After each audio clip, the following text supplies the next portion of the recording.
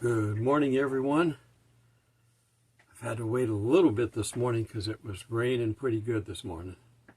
Good storm front came by, but we didn't get the damage that they got up in the Midwest and Kentucky and areas up there. St. Louis, I guess, had a tornado. So pray for the people of these storms. We don't live in a peaceful world, whether it's Mother Nature or just people in general. The one thing you can do is you can control how you feel about it. One, you can't be fearful of it. But the other thing, and I find this is something I have to deal with on a regular basis, I can get angry when I see all the stuff going on, when I see a liberal judge break the law and go against the president, and then the president give in to it instead of saying, nope, this judge has no jurisdictions. My legal team advises me to ignore his order, which is what he should be doing, but he's not. He's playing politics with the law, hoping to get it changed eventually. But Congress, there's too many people in Congress that are rhinos, that are Republican in name only, and he can't get a lot of stuff passed.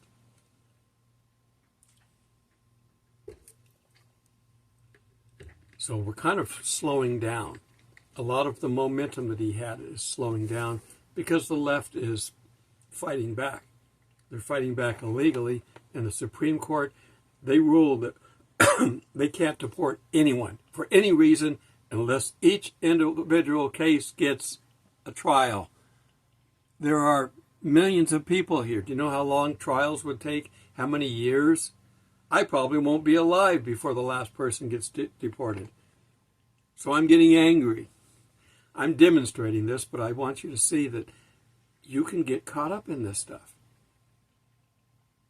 Now, there's righteous anger, and then there's sinful anger. We'll talk about that a little bit. So you've got to basically, don't hold on to anger is the title. Okay, but do you then blurt it out and let it out and start complaining and yelling and screaming and all the other stuff that goes on with anger? No. You don't hold it in, and you don't let it out. Well, what are you supposed to do with it? Give it to the Lord. One, he doesn't have pride and self-righteousness to be able to be affected by it, by holding it in. He also can get rid of it. He can deal with the situation. We can't. We're not equipped to do it. So the best thing we can do is don't hold it in, because that'll make you sick or irritable or bitter or whatever. But don't release it, because then that's not love. Anger is not love. I'm hearing the pitter-patter again of rain, so I don't know. I'm going to listen to this when I'm done, and hopefully it's not a major distraction. It seems like it's rained every weekend. There's hardly anybody coming to the park because people don't have, I've got the weekdays off because I'm retired, but most people don't have that. They have a job and they have to work during the week. So I'm all in favor of this weather behaving. So, what do we do? Ephesians 4:26. Be angry and do not sin. How do you do that? Do not let the sun go down upon your wrath. We're told, I might have to pause this. I am going to pause it, and I'll start back up again when the rain stops. Alrighty then, we're back. It was just one little tail of the storm going by, and I had to let it fix. It didn't show up on the radar until just before it hit, and then it kind of popped up. When the pressures and temperatures are kind of equal, it takes just a little bit to move something into the, it's not visible and raining to it's visible and raining. It's just a pressure change. There's moisture in the air anyway. Even in Arizona where it's a dry heat, there's still moisture. If there wasn't, we'd have mucous membranes coating everything. We don't need it any more than we already have. All right, so continuing on now, we're going to go back and I'm going to reread Ephesians 4:26. Be angry and do not sin. Do not let the sun go down upon your wrath, neither give place to the devil. So, as I said, don't hold it in. Don't release it. Psalm 37:8. Cease from anger and forsake wrath. Do not fret yourself to the devil. Don't let him win. For evildoers shall be cut off, but those who wait on Jehovah, they shall inherit the earth. Sounds like a beatitude. It is but a little while, and the wicked shall not be. Yea, you shall search his place, and he shall not be. But the meek shall inherit the earth. I guess another beatitude. So Jesus didn't create the beatitudes. When he gave them, he created them at the beginning of time, and he just reiterated them. And shall delight themselves in overflowing of peace. It's hard to watch our President Trump get these peace agreements with known terrorists. Getting an agreement with Syria. The guy was head of ISIS. But if they truly, really want peace, then he's willing to work with them. He wants peace with Iran. Israel wants to bomb them. They're not trustworthy. They lie. The Ayatollahs are of the devil. And they lie. So you can't believe them. But one of our presidents had trust but verify. And that's what you do, is you put your trust in them, knowing that they're potentially going to lie, and then you check on it. And when they stop allowing you to check on it is when you know they're doing something they're not supposed to. Okay.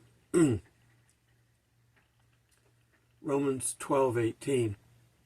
If it is possible, as far as in you, if you can muster this up, obviously anything you're going to do with any of this, especially anything we're pulling from the Bible, it's going to be with the Spirit of God in you, helping you along the way. We can't do this stuff. That's why there's been wars and rumors of wars forever. Man can't do it. If it is possible, as far as it is in you, being in peace with all men. Everyone.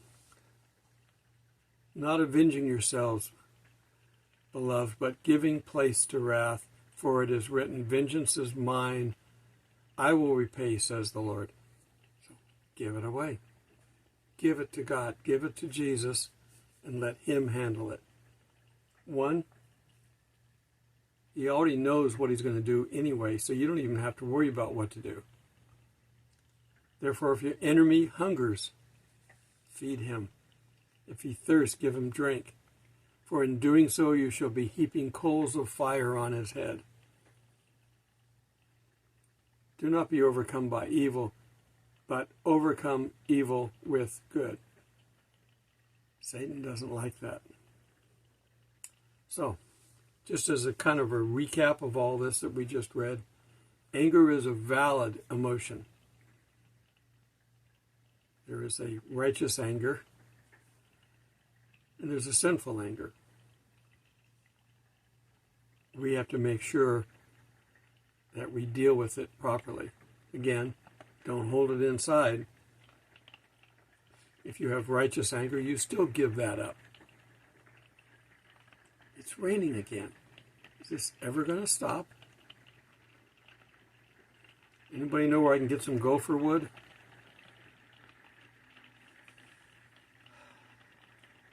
I'm going to try to keep going, but hopefully you can't hear too much of this and that it's not distracting. I'm outside. I'm camping. I don't have a choice. At least in a tent, it would be, I could not record it. You couldn't hear me. In this trailer, it's bearable, but you can hear that I'm dealing with weather. So, there. Okay, so the dangers of holding in anger. One, it's a physical thing. If you hold in anger, you can shut your immune system down. Like depression can shut your immune system down. A number of things that you can do that are adverse to the body can shut your immune system down, and you can get sick. You can also get bitter, resentful, and a host of negative emotions that you don't want to have. So you just give it away. Because if you don't, you're liable to say something you can't take back. So give it away. And the only one that will take it would be maybe a friend, but you don't want to get a friend involved in your anger. You want to get Jesus the anger, because he's capable of handling it. And of course, if you're angry or mad at somebody, forgive them and pray for them. The devil is doing his best to instigate. He's a liar and an instigator. I go through YouTube all the time, and I'm looking for stuff, and I can't quite get it to where I can only look at the channels I want to, because sometimes, just like with my channel, they filter it, and you can't find them. So I can't put a big filter on. I just have to let it kind of flow, and then I pick what I want. I don't have to watch a video if it comes by. But you can find, on YouTube, you can find soft porn. There may be more stuff on there than that, but that's all when I'm going up it, I'm seeing titles and stuff like that, and I don't want to bother with it. I'm not even going to pull it up and look at it. But it's there. It's a temptation to some more than others, but it's there. But there's also anger. You seeing someone picking on somebody, bullying somebody, and beating them up, and you want to see that person just boom, boom, boom. You want to do that to them. Well, you can't. So it brings up the anger inside of you, seeing somebody bullied. Bullying is a tactic of the devil as well. And occasionally you will see the good guy come in. Chuck Norris or somebody will come in and punch the guy's lights out. You go, oh, I feel good. You didn't do it. You just watched somebody else do it. And again, he didn't attempt to solve the problem through peace. I've seen where people come in and look, you know, I don't have a beef with you. Come, let me buy you a drink or something, whatever you see in the scene sometimes. People attempt to do that. And if they're trying not to anger you indefinitely, they may get together. I've seen John Wayne fight in The Quiet Man, you know, with Maureen O'Hara's brother, I guess it was in the film. What's his name? God, I can't think of his name. I know it. But he has to approve her getting married to him, and he won't do it. He finally does at one point in time, but he still won't give him the diary. So they get into a big fight. And, of course, everybody in town wants to go see that. Even the town priest is an ex-boxer. Lightweight, but an ex-boxer. So they wanted to do that. That was the thing back then, is to go to the fights and wrestling and all that kind of stuff. But that built up respect between them, that he was able to deal with them that way. And he fought fair. Marcus of Queenberry rules, you know. No hitting below the belt, you know. No hitting in the back. Got to face your opponent. Some things like that. But solving the problem early on in the scenes. I love movie references because these writers are geniuses a lot of times when they're writing this stuff. He comes into him in the bar and he says something about John Wayne's character, and he goes, that's a lie. I take that from no man. And he throws his jacket down, and he's going to punch him, and the priest walks in, and John Wayne throws his jacket up over the top of him. And then the priest steps in and says, I'll read your name in the Mass. if you don't knock this off, shake his hand. And they had a handshake, a very strong handshake. I shake hands sometimes with people that are obviously construction workers, and they've got a handshake that I can't. They'd crush my hand. But the bottom line is, seek that first. And pray for the people. Now, if you don't have time to wait for the prayer to be answered, sometimes you might have to defend yourself, but that's the last resort. Or defend somebody else. Turn your anger into good. Give it to Jesus. Let him find a way for you to work it out.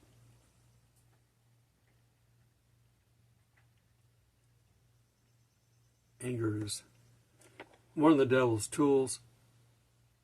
Don't be party to it. And don't watch these videos.